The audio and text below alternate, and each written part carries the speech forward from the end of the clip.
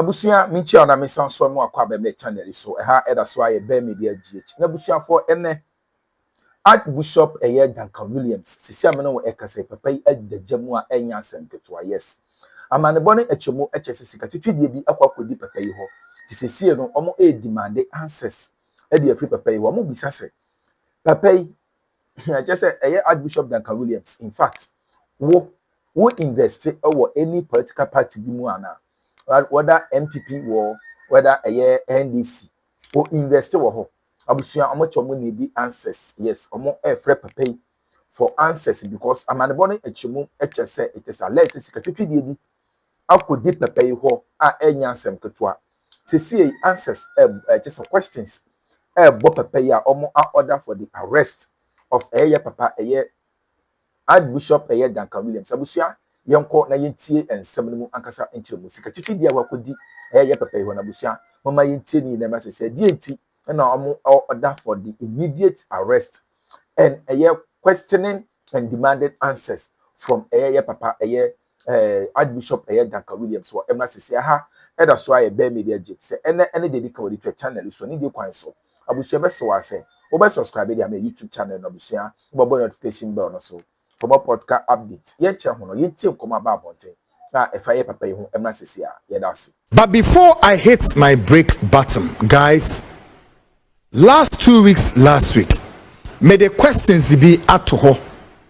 And these questions were very fundamental questions we respectfully asking the Archbishop Nicholas Duncan Williams on fans and Mare.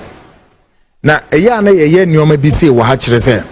have to do it publicly. Say, Beya, Obiabe, who say, Asamnu, ye bisa because, and one who some in the APP and in an amensem we brave. May the better abontin say Archbishop Nicholas Duncan Williams may enter Simbiase. 2024 election scene. Or the who re mubiana. Or ye sikabi, or ye investments be. Investments be more or ye ya. Na or ye wo kwan ben so one. Did he invest in any political party be? MPP, NDC, or your investments be or so yeah, saying. So yeah, so as a trainer saying. You didn't say he's a bishop, but he answers way. They are talking me, Papa ya an expose. Dear your court son if you could in common. Wine.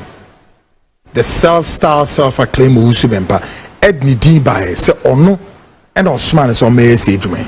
And also last week, Usuni demand they say, on my answers, Archbishop Nicholas Duncan Williams, with respect, me fraud the patriarch. We are respectfully demanding to know, Archbishop, did you do any investment in the very 2024 elections in any of the political parties? Did you invest money in any of the parties? If you did it, how much?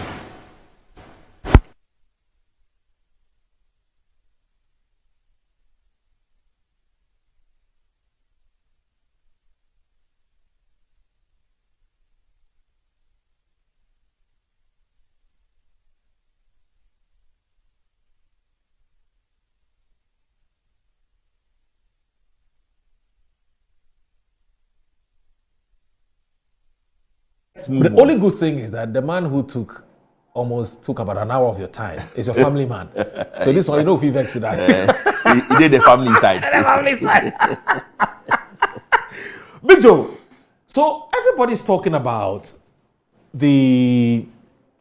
First of all, before we get into the substance of the crux of the issue or why you're here, is Easter. You have any reflections you want to share with us? Easter is a good time, and apart from being the most important dates on the Christian calendar, Easter is also a time where typically we spend with family and friends. Right. But for me, the biggest lesson of Easter is actually forgiveness. You know, as a Christian, I like to recall that Christ on the cross said, "Forgive them, for they know not what they're doing." When in a lot of ways, what had been done to him was unforgivable. So I think if there's any message for this Easter, and almost every Easter, is that going to Easter, forgiving everybody who's wronged you, and move on. And that is critical. Christ said, "Forgive them," and they had done unimaginable things to him. And so, hey, my resolution, and forgiveness is tough, man. If there's anything that is tough, is to forgive somebody who's, sometimes the worst part is that it's not even wronged you in the past. He continues to wrong you, and yet you have to forgive. So this Easter, if there's any message I have, forgive, move on. You know, I love Nelson Mandela's quote. He says, "An unforgiven heart, bitterness, is like drinking poison and expecting your abuser to die." Wow. That's deep. That's deep, yes. It's like you drinking the poison and expecting the person who's abusing you to die. So you hear some people say, "I have forgiven you, but I've not forgotten." But remember, forgiveness is not about saying it did not happen. That's not it. Forgiveness is not about saying it didn't hurt. Forgiveness is not about saying that throw it away. Forgiveness is that I make a conscious effort to expunge from my heart the bitterness, to expunge from my heart the hurt, so that I can move forward. I can forgive you without you ever contributing to it. I can forgive you even if you continue. So, forgetting, and remember, forgiveness is not also an invitation to come and walk over me again. So, I may forgive you. I will expunge, and it's a deliberate choice to expunge the hurt from my heart. But I may not forget because I don't want you to walk over me again. My difficulty here, Mr. George, I think, is that we celebrate these festive occasions which are grounded in religious doctrines, but we rarely do take the values away. We rarely do take the values with us. It's more celebratory. Well, the celebration is important. Because today, somebody's still beefing with somebody else. The person's not forgotten. Yeah. And forgiving. Sometimes forgiving the person. people in the hierarchy of Christendom. Yes. Yes. But so why do we celebrate these things when we're not prepared? Also because yes, it marks another year of life. See, part of the reason why we celebrate is that last year Easter I was alive. Yes. Another Easter has come. Yes, but I'm saying that beyond being alive, there are values and principles that these occasions are supposed to teach us or to remind us of. Yeah. So if we just say we're alive, and so it doesn't, so what? It doesn't matter whether you forgive or forget. It doesn't matter whether you're generous or wicked. It doesn't matter whether you are an honest person, whether you're an obedient person. What are we doing with these values? We get a point I'm making. Yes. What conscious efforts are our religious leaders making to ensure that beyond the partying because you're alive and kicking, which is great because you have to be alive to forgive and forget. You know what I mean? If you are dead, you can't forgive. Yeah, when I'm saying that, when you are alive and kicking, how do we get these important concepts to be, you know what I mean, ingrained in you, such that there and there you say, well, I had an issue with you, but we are in an Easter or festive season, we're in an Easter season, so I'm forgiving you. Then that's proper celebration of the occasion. You don't agree? I wish it was that simple. Okay. First of all, as religious leaders, a lot of them are going to go when we're in church on Friday, and right. We're in church on Sunday yesterday, yes. and I'm delivering a message of the values of Easter. Yes. And as human beings, that's why we're human beings. Yes. We listen, but it's otherwise we won't be human beings. Being human is striving for improvement. It's a journey. As a Muslim, it's a journey. As a Christian, it's a journey. It's to rise up above your base human instincts.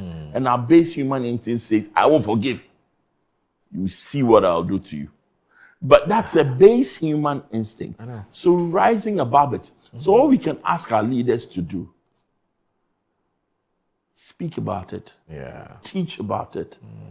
And in a lot of ways, you, the leader, live it.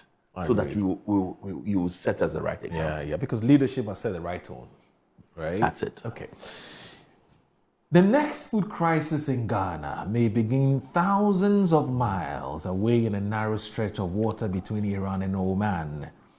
The Strait of Hormuz is not a place most Ghanaian consumers think about while buying tomatoes at the market or bread from a neighborhood bakery. Yet roughly 1/5 of the world's oil passes through this narrow maritime corridor. When tensions escalate there, the consequences ripple across global energy markets, shipping routes or routes, depending whether America or British, and insurance costs, and eventually they arrive in Ghana's food markets. If the current geopolitical confrontation between the United States, Israel, and Iran were to evolve into a prolonged disruption of shipping through Hormuz, the effect would not first appear as a dramatic shortage of food in Ghana. The more likely outcome is something subtler, but economically powerful. A surge in food prices driven by energy and logistics costs rather than agricultural scarcity. What are you suggesting? First of all, I put this together some 2 weeks ago. And I was scared. Scared because I like the new language that they've been using in the US. I didn't see an off-ramp. they call it an off-ramp.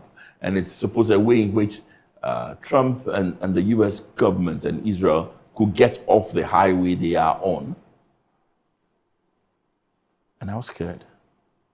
And if anything, I'm even more scared today than I was 2 weeks ago. Because I love this Akan proverb. You know I love Akan proverbs.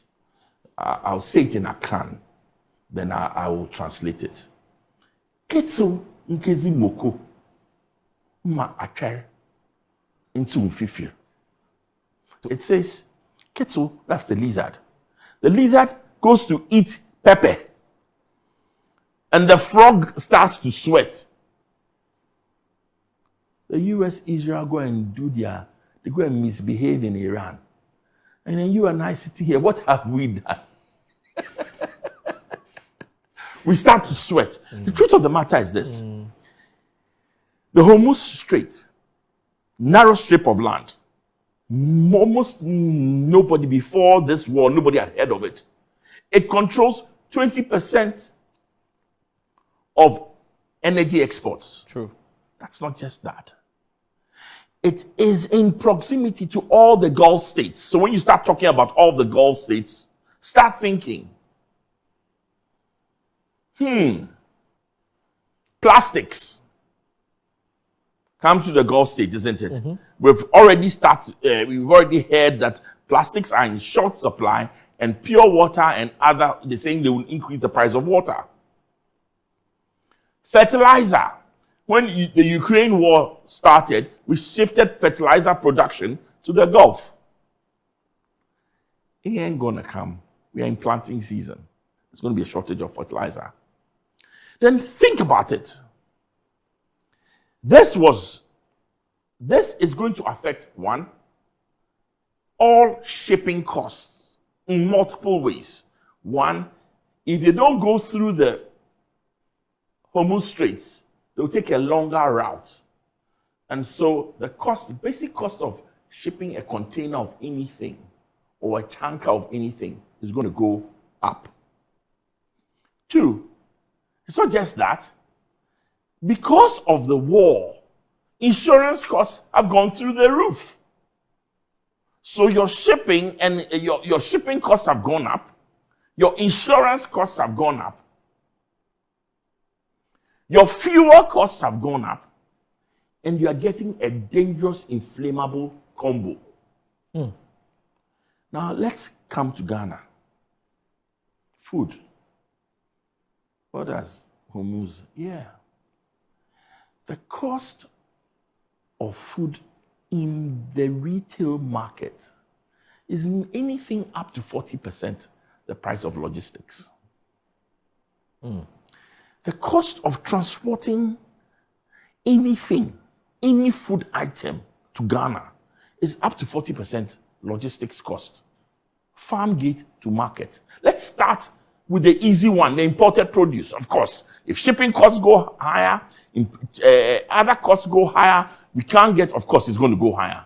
But even more scary, let's talk about local costs.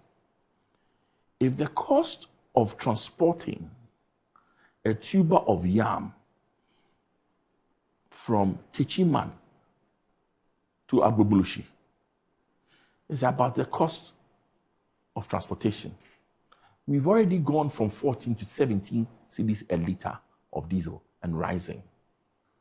That's a problem.